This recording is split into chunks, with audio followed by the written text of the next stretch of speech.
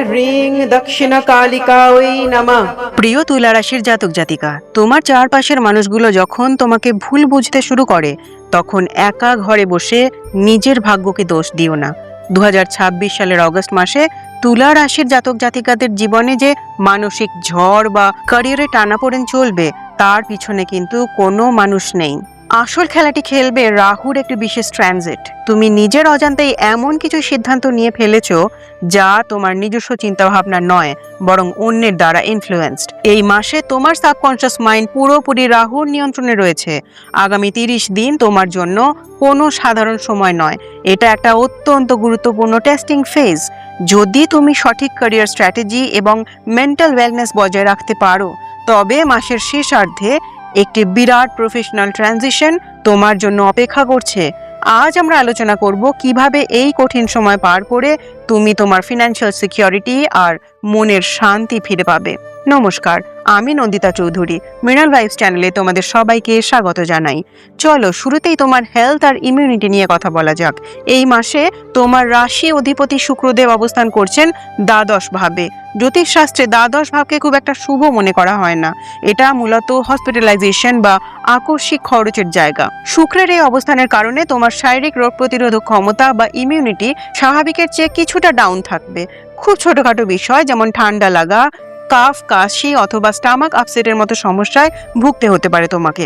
পেটে ব্লোটিং বা বুক ধরফর করার মতো সমস্যা দেখা দেওয়াও কিন্তু বিচিত্র নয়। এই পরিস্থিতি থেকে বাঁচতে তোমাকে নিজের ডায়েটের ওপর চরম নিয়ন্ত্রণ রাখতে হবে।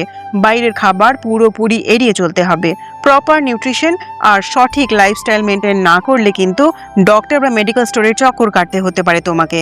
তবে খুব ভয় কিন্তু কিছু নেই, এটা কোনো মেজর ক্রনিক ডিজিজ নয়, কেবল একটা সাময়িক টেস্টিং পিরিয়ড। শিক্ষার্থী এবং বিদ্যার্থীদের জন্য এই মাসটি এক অদ্ভুত দোলাচল অর্থাৎ ডাইলেমা নিয়ে আসছে।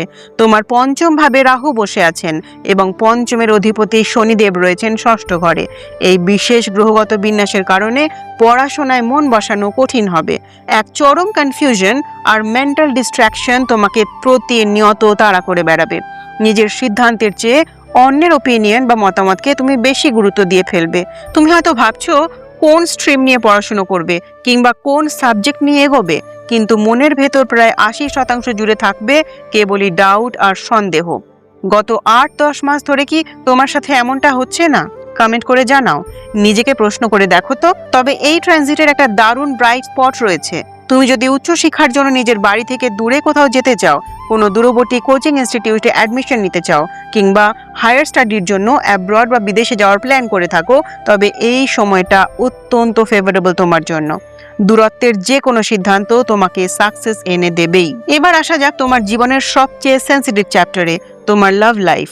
পঞ্চমস্থ রাহু এবং ষষ্ঠস্থ শনির কারণে বর্তমানে বেশিরভাগ তুলা রাশির মানুষই প্রেমের ক্ষেত্রে এক গভীর একাকিত্ব আর কষ্টের মধ্যে দিয়ে যাচ্ছেন।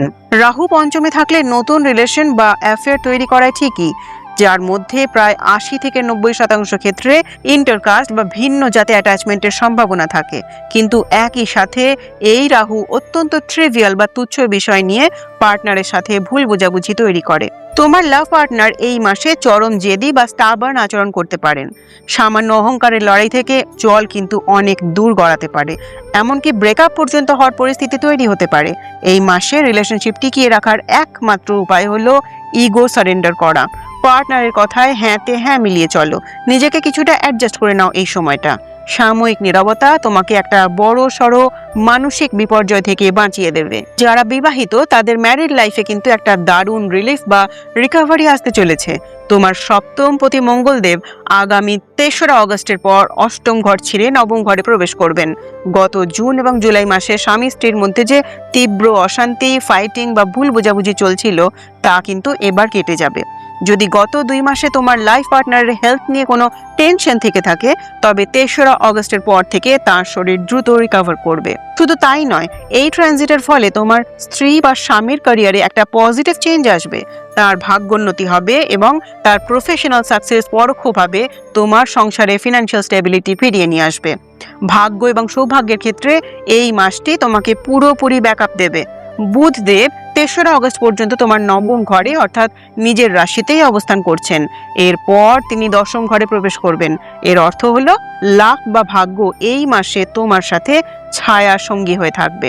তুমি যদি কোনো স্মার্ট ইনভেস্টমেন্ট করতে চাও, নতুন কোনো অ্যাসেট বা সম্পত্তি কেনাবেচার কথা ভেবে থাকো, কিংবা ঘরে কোনো মাঙ্গলিক বা শুভ কাজ শুরু করার পরিকল্পনা থাকে, তবে নির্দ্বিধায় এগিয়ে যাও।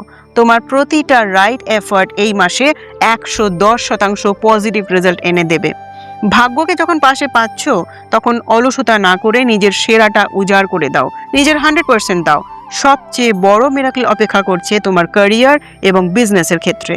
তোমার কর্মের দশম ঘরে স্বয়ং সূর্যদেব আর উচ্চস্থ বৃহস্পতি মহারাজ অবস্থান করছেন।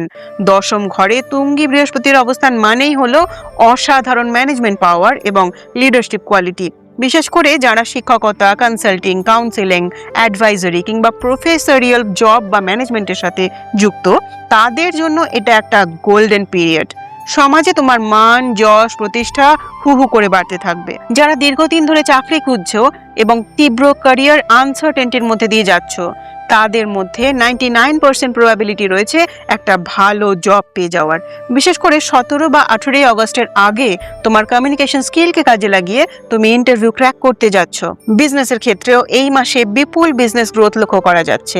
চাকরিজীবীদের প্রমোশনের প্রবল যোগ রয়েছে। তবে একটা কথা মাথায় রাখবে, অফিসে কোনো ধরনের পলিটিক্স বা ব্যাক বাইটিং এর মধ্যে জড়াবে না। নিজের কাজে ফোকাস রাখো, বাকিটা গ্রহরাই সামলে নেবে।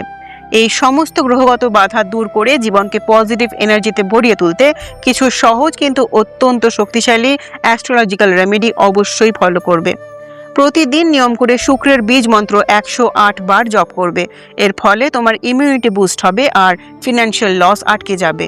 শনিদেবের কুপ্রভাব থেকে বাঁচতে শনিদেবের বীজ মন্ত্র পাঠ করো দিনে 108 বার। যদি তোমার ব্যক্তিগত কুণ্ডলিতে শনি দুর্বল থাকে, তবে শনিবার করে কালো রঙের বস্তু বা তিল কোনো দুস্থ মানুষকে ডোনেট করো। আর অবলা অসহায় পশু পাখিদের নিজের সাধ্যমতো একটু খাবার বা পানীয় জলের ব্যবস্থা করো।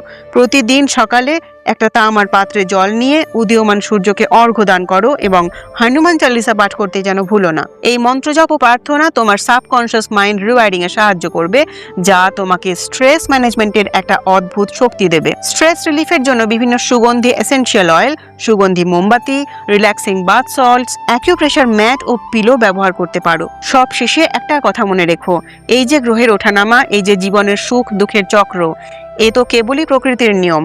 জগৎজননী মা কালী এবং শ্রীরামকৃষ্ণ পরমহংসদেবের চরণে নিজেকে সম্পূর্ণ সঁপে দাও। নিজের উপর ভরসা রাখো, সৎ পথে কর্ম করে যাও আর মায়ের উপর বিশ্বাস রাখো।